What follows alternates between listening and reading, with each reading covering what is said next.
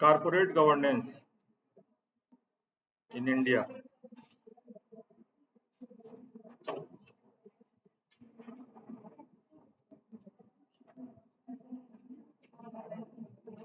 आप जानते हैं कि हमारे देश में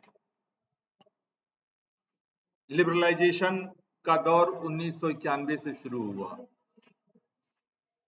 जिसको हम एलपीजी एरा की शुरुआत कहते हैं। Liberalisation, privatisation and globalisation. 1991 के पहले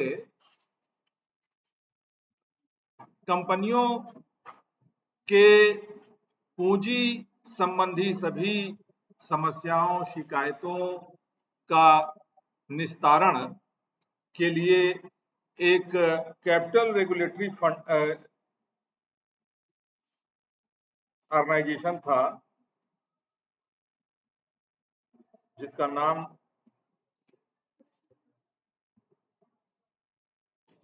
पिछले क्लास में हम टेक्नोलॉजी का एक टर्म भूल रहे थे ना, वो याद आ गया, डिसरप्टिव टेक्नोलॉजी। डिसरप्टिव एक खास टर्म है। डिसरप्टिव टेक्नोलॉजी का मतलब कि ऐसी टेक्नोलॉजी या टेक्नोलॉजी का ऐसा आगमन जो अपने पीछे की टेक्नोलॉजी को बर्बाद कर दे या समाप्त कर दे या उसको रिडंडेंट कर दे। रिडंडेंट मतलब यूजलेस, जिसका उदाहरण भी हमने दिया था। हाँ, कार्डलेस फोन आया तो रोटर फोन समाप्त हो गया, या इलेक्ट्रॉनिक फोन सेट आया जिसमें हम बटन यूज करते थे, तो रोटर जो घुमाने वाला फोन था वो कोई क्यों लेगा जब उससे सस्ते में वो मिलने लगेगा। या कभी डिजिटल क्लॉक आया तो वो इतना सस्ता हो गया कि दूसरी पुरानी घड़ियों को वो रिडंडेंट कर दिया। या मोबाइल आया तो मोबाइल आने के बाद घर का जो लैंडलाइन फोन था वो समाप्त हो गया। मोबाइल में इतनी खूबियां थी कि घर में एक फिक्स फोन रखने का कोई मतलब ही नहीं रह गया।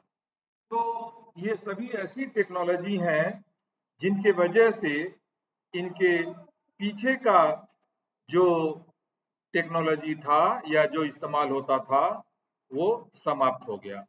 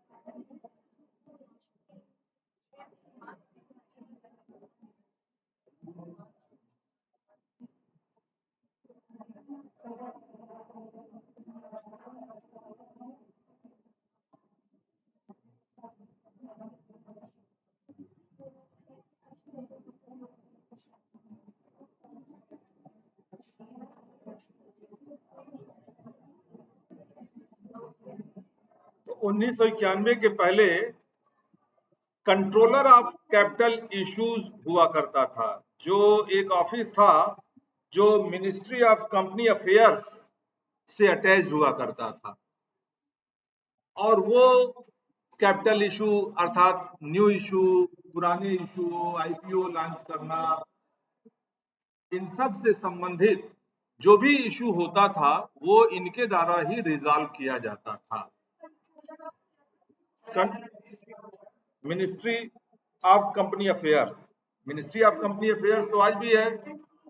हाँ नहीं, ये securities and exchange board SEBI act 1992 की बात हम कर रहे हैं। हम आपको बताने जा रहे हैं कि सेबी क्या है और इसका कॉर्पोरेट गवर्नेंस से क्या संबंध है। तो security exchange board of India, SEBI का फुल फॉर्म SEBI, ये 1992 में अस्तित्व में आया।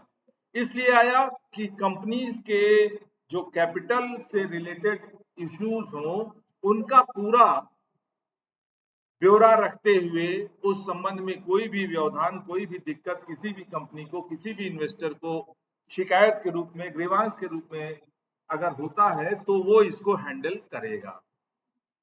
ऐसा इसलिए हुआ कि जब एलपीजी इरा प्रारंभ हुआ तो इन्वेस्टर्स के हितों को ध्यान रखना बहुत आवश्यक प्रतीत हुआ। इन्वेस्टर्स अगर उनके ग्रीवांसेस होते हैं तो उनका क्विक रिड्रेसल होना चाहिए, उसका निराकरण होना चाहिए। चूंकि अगर उनका निराकरण नहीं होगा तो इन्वेस्टर्स डिस्करेज होंगे या उनके हितों की नुकसान के परिणाम स्वरूप जो इन्वेस्टमेंट प्रोसेस है वो निगेटिवली प्रभावित होगा। तो ऐसा ना हो, इसके लिए जो कैपिटल इशू और कैपिटल से रिलेटेड जो प्रॉब्लम्स होते थे उनके समुचित प्रबंधन की आवश्यकता प्रतीत हुई, और उसके लिए एक नया मेथड सोचा गया। नया मेथड जो सोचा गया वो एक एक्ट बना करके, जिसको securities and exchange board of India act 1992 कहा गया। एक ऐसा स्टेटरी रेगुलेटरी बॉडी जो 1 अप्रैल 1992 से अस्तित्व में आया और जिसका उद्देश्य यह था कि इंडियन कैपिटल मार्केट का एक प्रोफेशनल तरीके से मैनेजमेंट हो, जिससे कि इन्वेस्टर्स का विश्वास जीता जा सके और उनको आश्वस्त किया जा सके कि पूंजी बाजार से संबंधित समस्त क्रियाकलापों का एक बहुत ही संगठित ढंग से और नियम कायदे कानून के अंतर्गत प्रबंधन होगा, जिससे उनके हितों की पूरी सुरक्षा होगी। इस प्रकार सेबी के अस्तित्व में आने के बाद बहुत सारे नए नए प्रयास शुरू किए गए, जिससे कि बड़े पैमाने पर या पूरे न केवल नेशनल लेवल पे बल्कि जो फॉरेन इन्वेस्टर्स हों उनके भी हितों की कैसे सुरक्षा सुनिश्चित हो, इस संबंध में अनेक निर्णय लिए गए। इस प्रकार सेबी अब वह ऑफिशियल एजेंसी बन गई है जो कंपनी एक्ट से रिलेटेड पब्लिक इशू जो शेयर के हो सकते हैं, कैपिटल मार्केट्स के ऑपरेशन से संबंधित हो सकते हैं, और कारपोरेट हाउसेस के कैपिटल मैनेजमेंट से रिलेटेड वो सभी समस्याएं हो सकती हैं, जिनके समुचित प्रबंधन से एक कारपोरेट गवर्नेंस के साथ साथ कंपनियों के समुचित प्रबंधन की व्यवस्था भी सुनिश्चित की जा सकती है।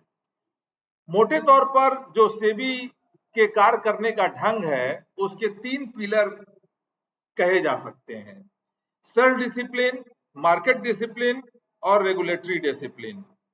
सेल्फ डिसिप्लिन कंपनियों को इस बात के लिए प्रेशराइज करना कि वो स्वयं अपने द्वारा जो पूंजी का प्रबंधन और विनियोजकों के साथ जो रिलेशनशिप है वो कंपनी एक्ट में ऐसे परिवर्तन करके स्वतः सुनिश्चित हो जाए, जिससे कि समस्या अगले स्तर पर यानी रेगुलेटरी बॉडीज के पास कम से कम आए। इसके अलावा मार्केट के नियम, the rule of the games of the market where also moderated in such a way that there should come up a self-discipline kind of thing that could regulate the markets and its operations in an automatic manner. So 3 level पे तमाम तरह के सुधार कैसे, नए नए provisions, और 2013 के कंपनीज एक्ट में ड्रास्टिक परिवर्तन किया गया, जिससे कि विनियोजकों की सुरक्षा को लेकर के यह जो प्रयास है सेबी के माध्यम से, वह और भी ज्यादा सुदृढ़ हो जाए। इस प्रकार देखा जाए तो मेन इनिशिएटिव्स जो सेबी का था वो 4-5 पॉइंट में इस प्रकार से देखा जा सकता है।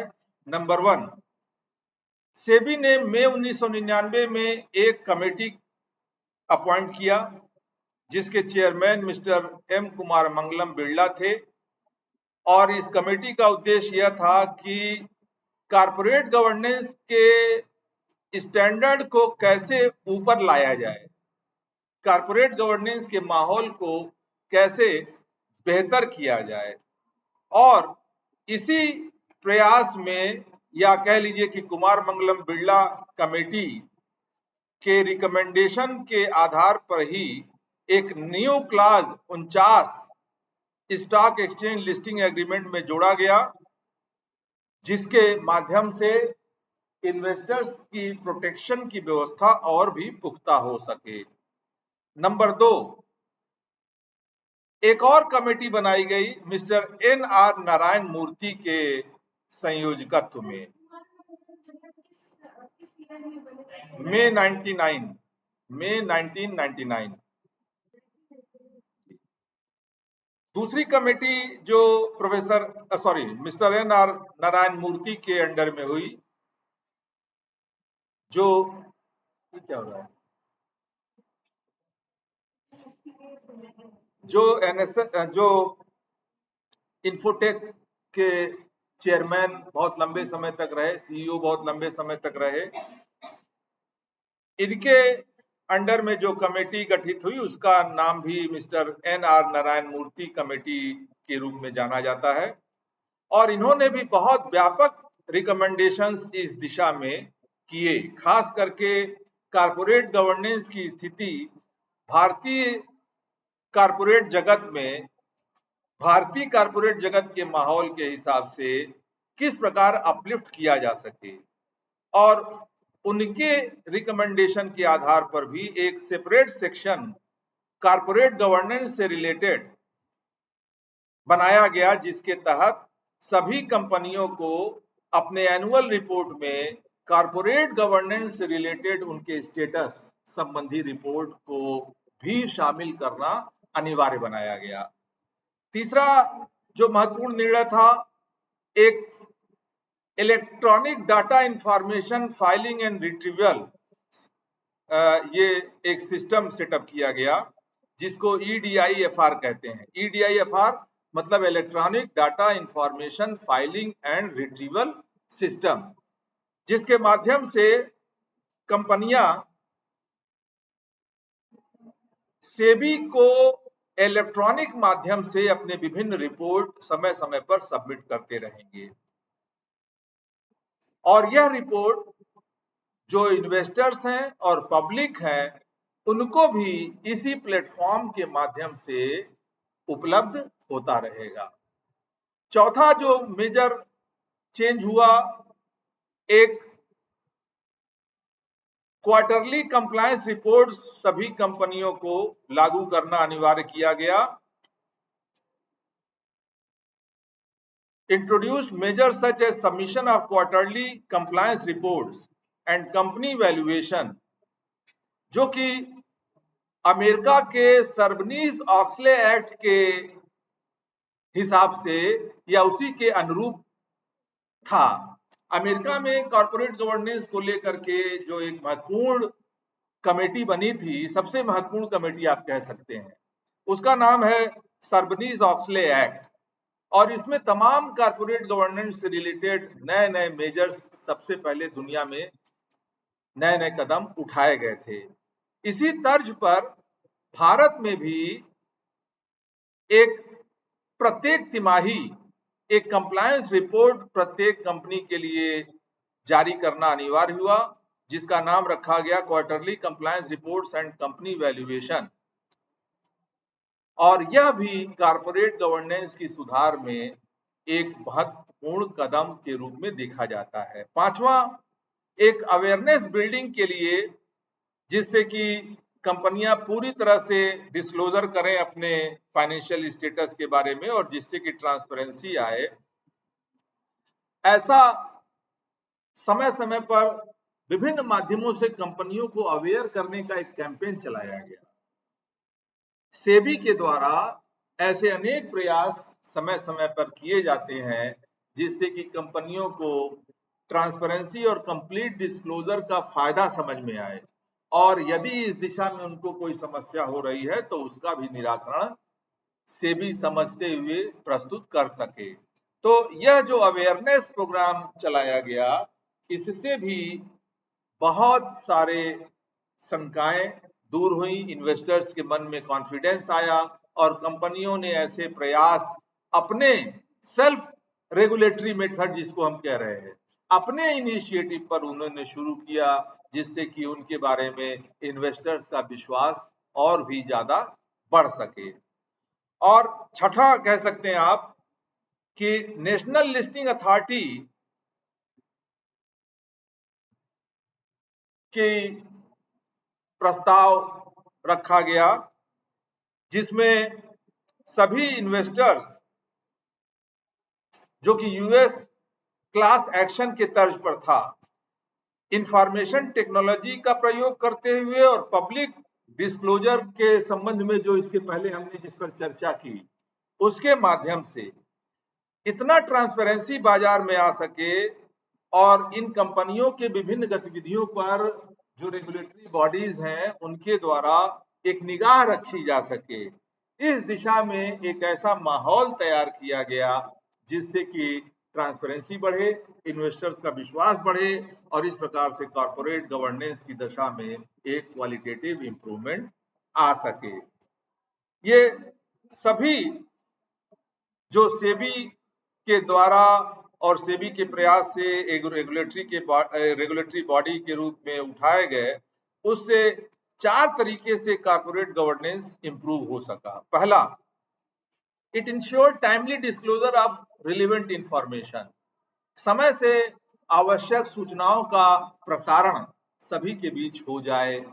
दूसरा, providing N efficient and effective market system. Investors और दूसरे स्टेक होल्डर्स के मिक्स से जो बना हुआ एक मार्केट था, वह और ज्यादा एफिशिएंट और इफेक्टिव हो सके। एफिशिएंट और इफेक्टिव मार्केट का मतलब कि मार्केट से संबंधित सूचनाओं का तीव्र आदान प्रदान हो सके। वो न केवल तीव्र आदान प्रदान से संबंधित है, बल्कि रिफाइंड इंफॉर्मेशन से भी संबंधित है। गलत सूचनाएं नहीं, सही सूचनाएं, और वो भी तीव्रता के साथ बाजार में सबको उपलब्ध हो, जिससे कि सबके निर्णय बैलेंस्ड हो और बाद में ग्रीवांसेस की कम से कम स्थिति उत्पन्न हो। तीसरा, demonstrating reliable and effective enforcement. SEBI और दूसरे जो रेगुलेटरी बॉडीज हैं उनके बीच में इस प्रकार का कोऑर्डिनेशन संभव हो पाया इन सारे प्रयासों से, जिससे कि एक रिलायबल और इफेक्टिव इन्फोर्समेंट विभिन्न नियमों कायदों का हो सके। जो तमाम प्रोविजंस है, प्रोविजन हम चाहे जितना भी अच्छा बना लें, अगर उनका टाइमली इन्फोर्समेंट नहीं होता है तो उनका फायदा नहीं मिलेगा और धीरे धीरे चल करके लोगों के मन में यह भी खाली नियम है, इससे होता क्या है। तो इसलिए नियम कमेटियां गठित होती हैं, कमेटियां रिकमेंडेशन करती हैं, उन रिकमेंडेशंस के आधार पर एक्शन लिया जाता है और एक्शंस के आधार पर ऐसे नियम कायदे कानून बनाए जाते हैं जिससे रेगुलेटरी बॉडीज में क्षमता आती है, ताकत आती है। लेकिन यह ताकत अंतिम रूप से तभी प्राप्त होती है जब इसका टाइमली इंप्लीमेंटेशन भी होता रहे। तो यह भी संभव हो सका इन सारे प्रयासों से। इसके अलावा सेबी के द्वारा कुछ स्पेशल जो कदम उठाए गए, अगर हम उनकी चर्चा करें तो उसमें से ये 8-10 कदम सेबी ने खुद पर्टिकुलरली कॉर्पोरेट गवर्नेंस में इंप्रूवमेंट के लिए उठाए, Number one, strengthening of disclosure norms for initial public offers. IPO जो नए नए शेयर लिस्ट होते हैं, लॉन्च होते हैं, उनके संबंध में सूचनाएं पर्याप्त रूप में से इन्वेस्टर्स को मिले, जिससे इन्वेस्टर्स के साथ चीटिंग ना हो और इन्वेस्टर्स भी कॉन्फिडेंस महसूस करें। सेबी के प्रयासों से सभी आईपीओज के लॉन्च के समय जो डिस्क्लोजर प्रोसेस था वो और ज्यादा ट्रांसपेरेंट, रिगरस और रोबस्ट बनाया गया। दरअसल इस संबंध में जो YH Malegam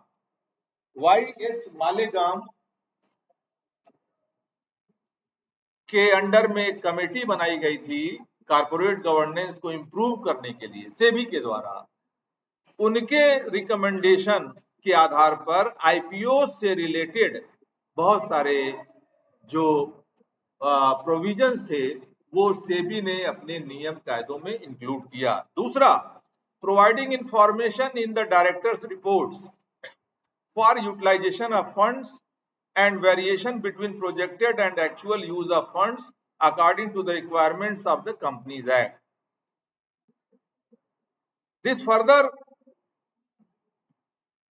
made it possible that inclusion of cash flow and funds flow statement should also be ensured in annual reports of the company. जो कंपनियां एनुअल रिपोर्ट्स अपना प्रस्तुत करेंगी हर साल, उसमें कैश फ्लो और फंड्स फ्लो स्टेटमेंट भी शामिल किया गया इस कमेटी के रिपोर्ट पर। तीसरा, डिक्लेरेशन ऑफ क्वार्टरली रिजल्ट्स। हर 3 महीने पे अपना फाइनेंशियल रिपोर्ट्स कंपनियां जारी करें। साल में एक बार जारी हो जाता था तो सारा मैन्यूरिंग एक बार वो कर देते थे, लेकिन 3-3 महीने पे रिपोर्ट आया तो उसके बाद पीछे का जो रिपोर्ट डिस्क्लोजर हो चुका उसमें कोई परिवर्तन नहीं हो सकता ना। तो ट्रांसपेरेंसी लाने के लिए क्वार्टरली फाइनेंशियल रिपोर्टिंग की व्यवस्था सबसे पहले सुनिश्चित की गई सेबी के द्वारा। चौथा, mandatory appointment of compliance officers. Her company को अनिवार्य रूप से एक कंप्लायंस ऑफिसर नियुक्त करना होगा। कंप्लायंस ऑफिसर का मुख्य काम यह होगा कि वह मॉनिटर करेगा शेयर से संबंधित विभिन्न ट्रांजैक्शन जैसे ट्रांसफर ऑफ शेयर्स, इसका प्रोसेस, और यह आश्वस्त करेगा कि इस संबंध में जितने भी रूल्स रेगुलेशंस हैं उनका पूरी तरह से कंपनियां अनुपालन कर रही हैं। पांचवा, timely disclosure of material and price sensitive information. Price से रिलेटेड जो सेंसिटिव इंफॉर्मेशन है उनका सही समय पे डिस्क्लोजर सुनिश्चित करना, जिसमें मुख्य रूप से जो खास घटनाएं जिनका कंपनी के परफॉर्मेंस पर प्रभाव पड़ सकता है उन घटनाओं का उल्लेख करते हुए उससे संभावित जो नफा या नुकसान होने की संभावना है इसको शामिल करते हुए। Next, dispatch of 1 copy of complete balance sheet to every household and abridge balance sheet to all shareholders. सभी शेयर होल्डर्स को वैसे तो एक जनरल पब्लिक के लिए 1 copy of complete balance sheet और आम शेयर होल्डर के लिए एक अब्रिज्ड बैलेंस शीट, मतलब जिसमें अन्य सूचनाएं जो बैलेंस शीट के अतिरिक्त हों और जो शेयर होल्डर्स के इंटरेस्ट को प्रभावित करने वाली हों, उन सब को शामिल करते हुए अनिवार्य रूप से सभी कंपनियों को प्रस्तुत करना होगा। Next, issue of guidelines for preferential allotment of market related prices. Guidelines जो प्रेफरेंशियल अलॉटमेंट शेयर्स और डिबेंचर्स से संबंधित हो सकता है उसका मार्केट रिलेटेड प्राइसेस पर किस नियम के तहत होगा, इससे संबंधित प्रावधान को पब्लिक करना। और अंत में issue of regulations providing for a fair and transparent framework for takeovers and substantial acquisitions. Takeover और एक्विजिशंस के माध्यम से बहुत बड़े डील होते थे जिनमें शेयर होल्डर्स को, स्टेक होल्डर्स को पता नहीं चलता था कि उनका हित किस प्रकार से प्रभावित हो जाएगा। तो जो टेक ओवर और एक्विजिशन से संबंधित प्रावधान थे, उनमें बहुत व्यापक परिवर्तन किया गया। परिवर्तन इस प्रकार किया गया कि ट्रांसपेरेंसी ज्यादा से ज्यादा सुनिश्चित हो, जिससे कि विभिन्न स्टेक होल्डर्स जिनके हित इससे प्रभावित होने वाले हों, उनको इसके बारे में जानकारी भी हो और उनके हित निगेटिवली प्रभावित होने से बच सकें। इस प्रकार सेबी एक बहुत महत्वपूर्ण रोल प्ले करती है आज इंडियन कॉर्पोरेट इन्वायरमेंट में कॉर्पोरेट गवर्नेंस को सुनिश्चित करने की दिशा में। इसी प्रकार ऑडिट कमिटीज, सेक्शन 49 आप डिटेल में पढ़ लीजिएगा क्या है और इससे संबंधित क्या क्या प्रावधान किए गए जो आज कॉर्पोरेट गवर्नेंस की दिशा में महत्वपूर्ण भूमिका अदा कर रहे हैं। बोर्ड ऑफ डायरेक्टर्स को विभिन्न कंपनियों, विभिन्न कमेटीज बनाने की अनिवार्यता संबंधी प्रोविजन किए गए। ये कमेटीज इसलिए ताकि अलग अलग कार्य और समस्याओं के संबंध में एक मुश्त अध्ययन, उससे संबंधित रिपोर्ट सभी को जानकारी हो सके, खासकर बोर्ड ऑफ डायरेक्टर्स को।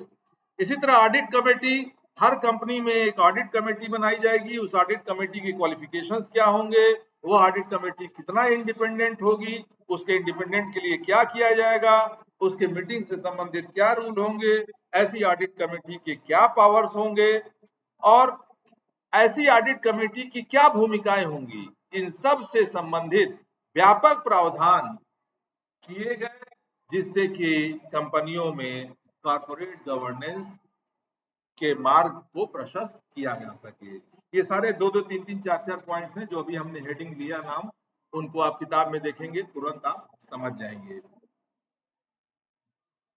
तो यहां हम रुकते हैं। ये था सेबी और सेक्शन 49 और ऑडिट कमेटी के बारे में बातचीत, जो भारतीय कॉर्पोरेट वर्ल्ड में आज कॉर्पोरेट गवर्नेंस सुनिश्चित करने की दिशा में बहुत महत्वपूर्ण भूमिका निभा रहे हैं। ठीक है, तो जैसे हमने कहा था कि ऐसी 9 एजेंसीज हैं, जो 9 रेगुलेटरी अरेंजमेंट्स हैं हमारे कॉर्पोरेट वर्ल्ड में, वो कॉर्पोरेट गवर्नेंस का मार्ग प्रशस्त करती हैं। तो कल हम लोगों ने देखा था इंडियन कंपनीज एक्ट 1956 से 2013 तक और उसके अंतर्गत क्या प्रयास हुए। आज हम लोगों ने सेबी, सेक्शन 49 और ऑडिट कमेटीज पर चर्चा की। इसके अलावा बोर्ड ऑफ डायरेक्टर्स में भी तमाम कमेटीज से संबंधित प्रावधान किए गए हैं, जिसके इसकी ट्रांसपेरेंसी के लिए मार्ग सुनिश्चित हो सके। अब आते हैं आपकी प्रॉब्लम पर।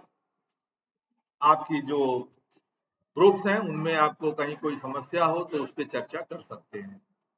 आप जो प्रिपरेशन कर रहे हैं उसमें कहीं किसी को कोई समस्या आ रही है किसी ग्रुप को, तो आप अपनी प्रॉब्लम शेयर कर सकते हैं।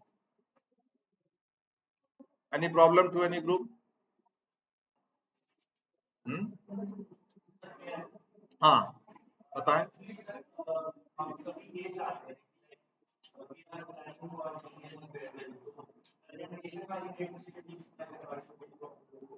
नहीं तो उसके बाद आप फेयरवेल वगैरह उसके बाद करिए। आपको कुल मिला के 8-9 तारीख तक आपका ये प्रेजेंटेशन है, उसके बाद आप करिए फेयरवेल। बीच में आप नहीं कर सकते, बीच में करेंगे तो आपका माइंड डाइवर्ट हो जाएगा, आप डिस्टर्ब हो जाएंगे। तो एक एक करके एक एक काम समाप्त करिए। वो जो फेयरवेल का काम है आप भाई 15-16 के आसपास रखिए, 14 के आसपास रखिए, 13 के आसपास रखिए, बहुत सारे डेट्स हैं, तो उसके पहले कोई फेयरवेल आप नहीं रखेंगे। ठीक है, एनी अदर प्रॉब्लम?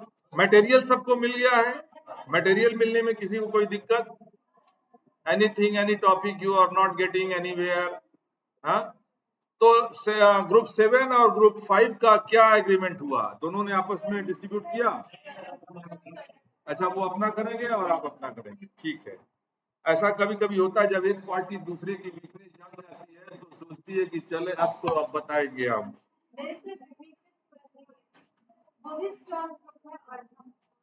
ठीक है, तो क्यों वो आखिर वो ऐसा क्यों महसूस कर कि बहुत ज्यादा लोड है, ऐसा क्यों उनको महसूस है?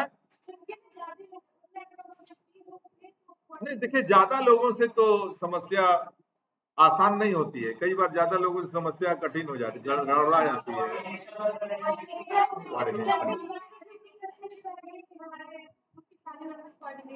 तो आपस में cooperation is most important thing, and also that everybody works honestly. That is the biggest point in any team. तो सबके पास मटेरियल पूरा हो गया, कोई दिक्कत मटेरियल को लेकर है ही नहीं, ठीक है। तो बाकी सब अपना अपना फिलहाल पूरा प्रयास कर रहे हैं। कहीं कोई दिक्कत अगर किसी को आए तो वो टीचमिंट पे चैट बॉक्स में लिख सकता है, ठीक है, हम आंसर देते हैं, आपको मिल भी जाता है।